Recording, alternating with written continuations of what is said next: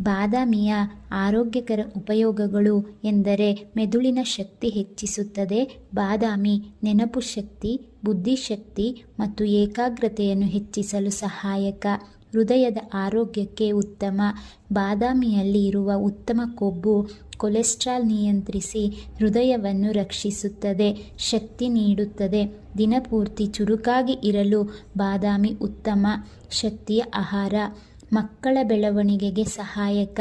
ಮಕ್ಕಳ ದೈಹಿಕ ಹಾಗೂ ಮಾನಸಿಕ ಬೆಳವಣಿಗೆಗೆ ಅಗತ್ಯ ಪೋಷಕಾಂಶಗಳನ್ನು ನೀಡುತ್ತದೆ. ಮಧುಮೇಹ ನಿಯಂತ್ರಣಕ್ಕೆ ಸಹಾಯಕ.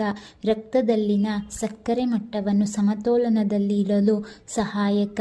ಎಲುಬು ಮತ್ತು ಹಲ್ಲುಗಳನ್ನು ಬಲಪಡಿಸುತ್ತದೆ.